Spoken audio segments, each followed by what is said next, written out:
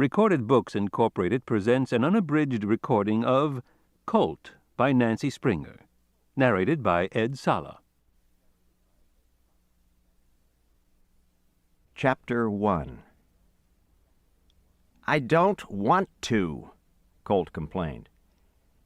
His therapist was patient with him as usual.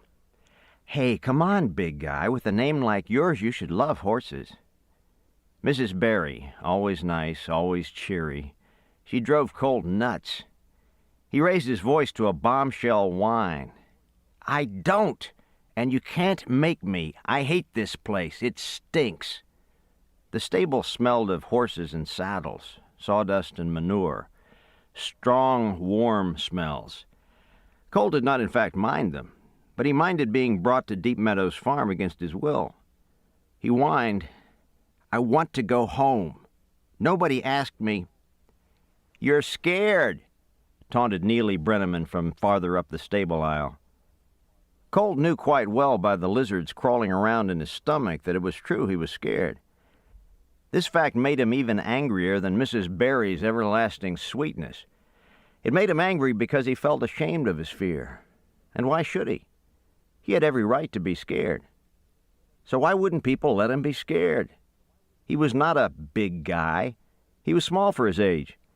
And even if he wasn't, he felt small, because he was in a wheelchair looking up. When you're in a wheelchair with people bending over you and trundling you around like a baby in a stroller, you feel small.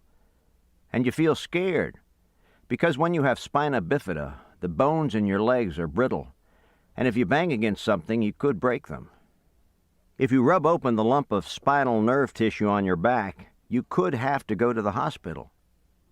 If you hit the metal and plastic tube nestled in your brain, you could have to get operated on. Again. "I am not scared," he yelled at Neely, though of course Neely knew he was. Colt felt scared of half the world, and Neely knew, because Neely was in a wheelchair too. Neely had been born with a defect of the spine, just like Colt. Neely had a shunt hidden under his scalp, too, and a soft plastic tube running down under the skin of his neck to take the excess fluid away from his brain. Neely had a lump on his back like Colt's. Neely couldn't use his legs either. None of this made Colt like Neely any better. Neely was a real boogerhead. "Neely," reproached Mrs. Barry, "we don't tease. Colt, here we go. Let's go meet your horse." Because he could not propel himself on the loose dirt of the stable aisle, she pushed his wheelchair toward the nearest stall. Colt grabbed for his brakes to stop her, but she just reached down and pushed his hands away. If she had to, she'd lift the whole wheelchair with him in it. He couldn't do a thing about it when Mrs. Barry took charge. Even yelling didn't help. He yelled anyway, because Colt hated to give up. "No, I don't want to." All up and down the stable aisle, parents and aides and other grown-ups were pretending not to hear him, but he could see that they looked uncomfortable. Good, he thought. He hollered, "I don't like horses." Mrs. Barry ignored him. "Here's our first rider, Mrs. Reynolds," she said brightly to the blue-jeaned woman standing by the stall door. "Colt Vittorio." Mrs. Reynolds nodded and didn't bend over him or try to sweet-talk him or ask him if Colt was his real name. She had a no-makeup face and a slim, outdoorsy look, and she met his eyes in a man-to-man way. Okay, he thought. She seemed unaffected by the noise he was still making. Not okay. "Colt," she said. "Meet Liverwurst. Liverwurst, this is Colt."